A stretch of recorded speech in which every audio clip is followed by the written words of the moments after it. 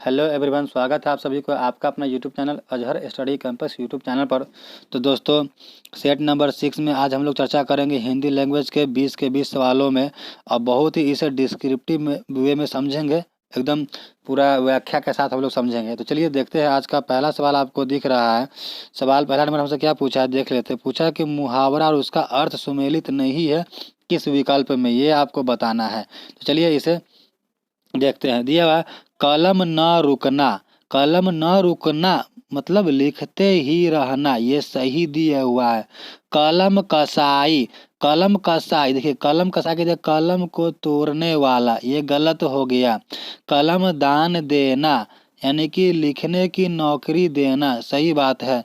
कलम न उठ सकना यानी कि लिख ना सकना, ये भी सही दिया हुआ है। तो मुहावरा का अर्थ सुमेलित नहीं है, ये बताना है। यानी कि आपका आंसर जो हो जाएगा इसके लिए ऑप्शन नंबर बी आपका राइट आंसर हो जाएगा। कलम कसाई मतलब कलम को तोड़ने वाला, ये नहीं होता है। कलम कसाई का अर्थ होता है कठोर लिखने वाला। हम यहाँ पर लिख देते हैं, कलम कसाई का अर्थ होता है आपका कठोर लिखने वाला। कठोर लिखने वाला, ठीक ना। कठोर लिखने वाला होता है, कलम कसाई का होता है कठोर लिखने वाला। तो ऑप्शन नंबर बी आपका राइट आंसर हो जाएगा। चलिए अगला सवाल देखते हैं। सवाल दिया है, सही वर्तनी वाले शब्द का चयन करना है। सही वर्तनी वाले, दीक्षा गलत गलत गलत। दीक्षा ऑप्शन नंबर डी आपका सही दिया। ऑप्शन नंबर डी आपका राइट आंसर हो जाएगा। कौन सा विलोम युग्म सुमेलित नहीं है? विलोम युग्म सुमेलित नहीं है यानी कि जिसमें विलोम न दिया हुआ होगा, युग में पेयर जो है विलोम न होगा। यौगिक का अयौगिक विलोम होता है, इसीलिए ये नहीं होगा। लचकीला का कारा होता है उल्टा, नहीं होगा।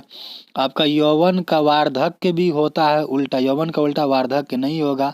योगी या वियोगी दोनों एक ही बात होता है। योगी या वियोगी दोनों क्या है, समानार्थी है, आपका पर्यायवाची है, इसीलिए ये विलोम का युग्म नहीं है। इसीलिए ऑप्शन नंबर डी आपका राइट आंसर हो जाएगा। चलिए अगला सवाल देखते हैं। चौथा नंबर सवाल दिया हुआ है कि अनाथ आश्रम में डैश रहते हैं। तो अनाथ आश्रम में ऑप्शन नंबर सी रहते हैं, अर्थात अनाथ बच्चे रहते हैं। इसीलिए ऑप्शन नंबर सी आपका राइट आंसर हो जाएगा।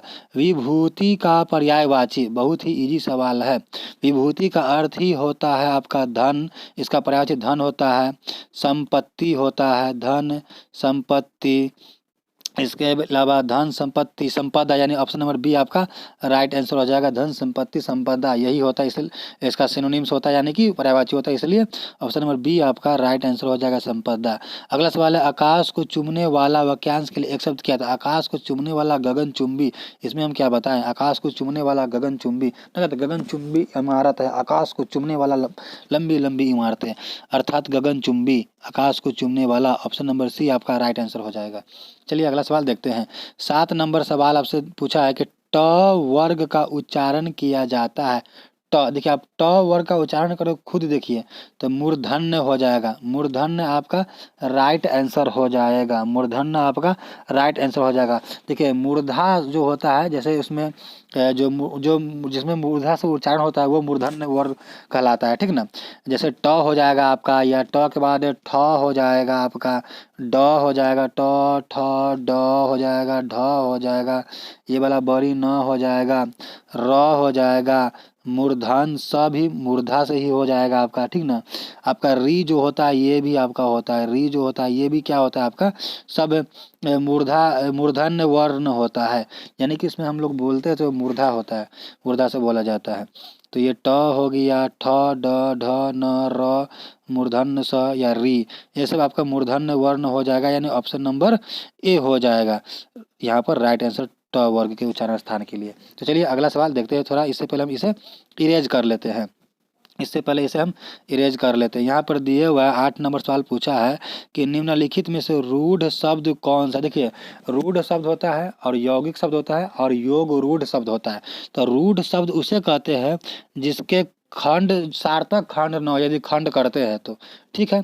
जैसे यहाँ पर पंकज की बात हो रही है, तो पंकज में क्या हो जाएगा? पंक प्लस ज, पंक प्लस ज, पंक प्लस ज।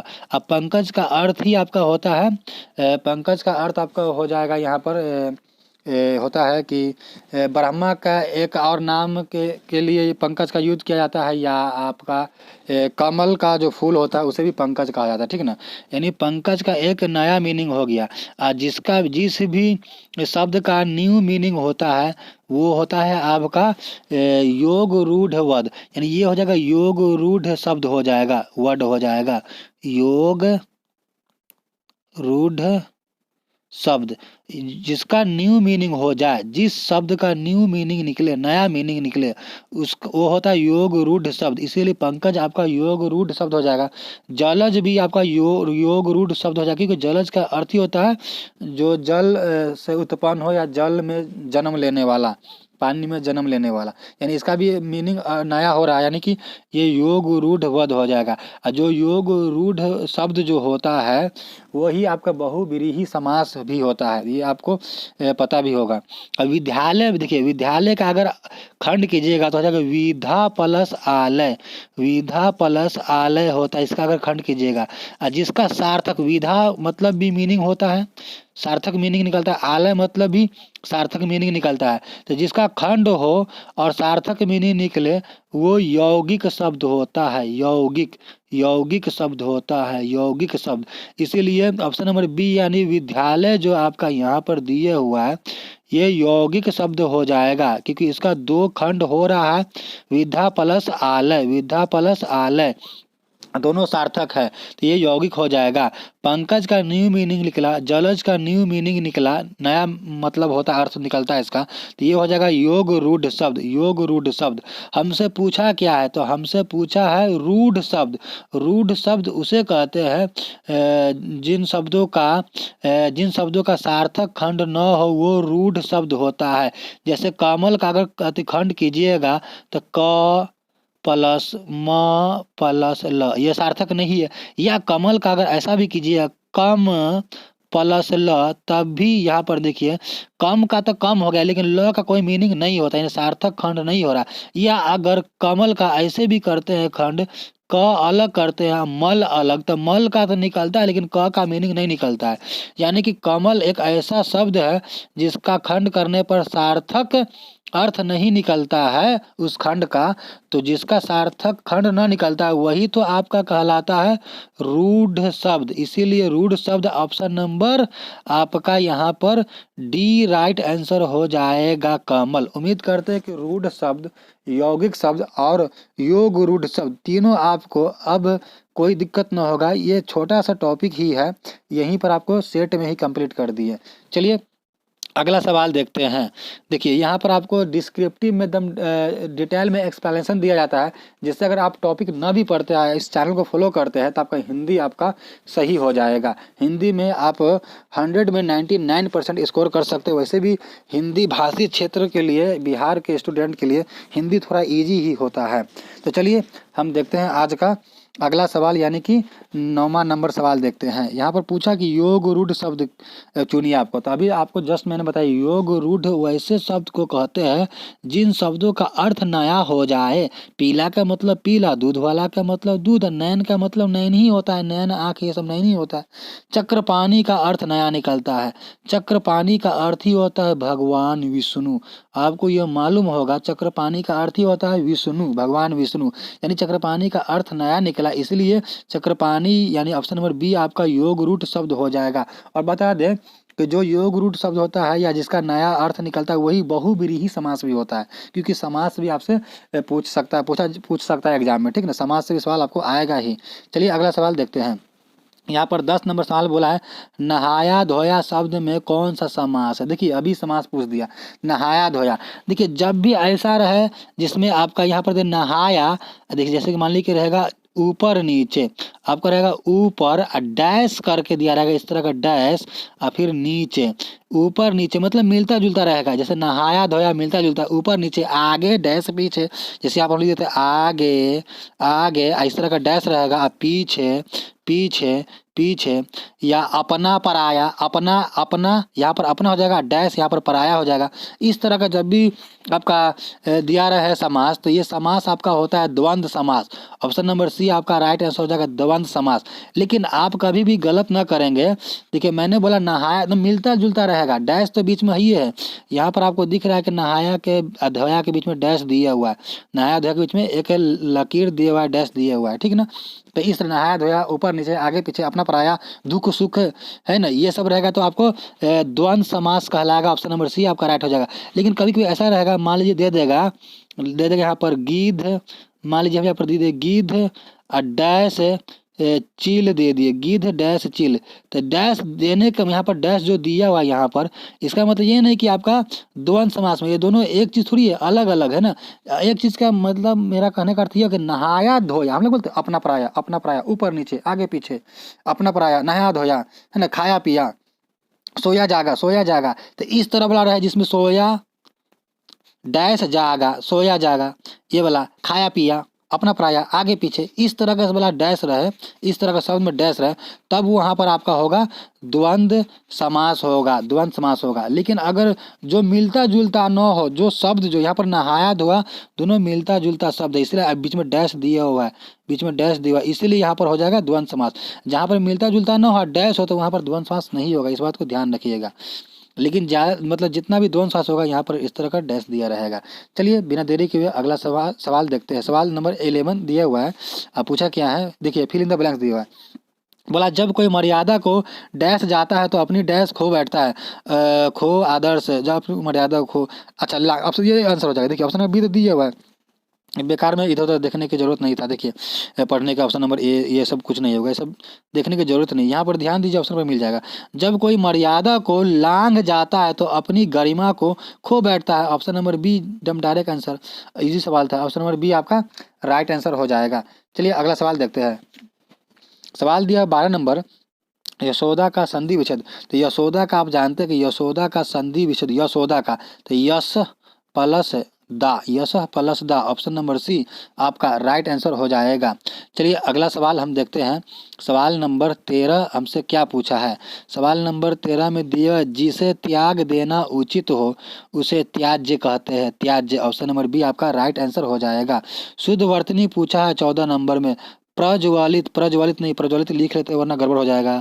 ठीक है, प्रज्वलित आप लोग अगर दिक्कत हो तो लिख लीजिएगा, प्रज्वलित, प्रज्वलित, प्रज्वलित कहाँ पर दिख रहा है ऐसा वाला, ये आपका बी में भी नहीं है, डी में दिया हुआ है, डी आपका राइट आंसर हो जाएगा। डी आपका प्रज्वलित बिल्कुल सही लिखा है, प्रज्वलित ऐसे होता है, ठीक ना। तो 14 नंबर आपका राइट, 14 नंबर क्वेश्चन का डी ऑप्शन आपका राइट आंसर हो जाएगा। चलिए अगला सवाल देखते हैं। देखिए 15 नंबर में हमसे पूछा है कि वाक्यांश एक शब्द का अनेक शब्द। देखिए किसी बात को बहुत बढ़ा चढ़ा कर कहना, किसी बात को बहुत बढ़ा चढ़ा कर कहना, वो क्या होता है। देखिए तो किसी बात को बहुत बढ़ा चढ़ा कर कहना क्या होता है, अतिशयोक्ति होता है। ऑप्शन नंबर बी आपका राइट आंसर हो जाएगा। अतिशयोक्ति होता है बढ़ा चढ़ा कर किसी बात को कहना। अतिवृष्टि आप जानते होंगे कि बहुत अधिक वृष्टि यानी कि बारिश हुआ है ना।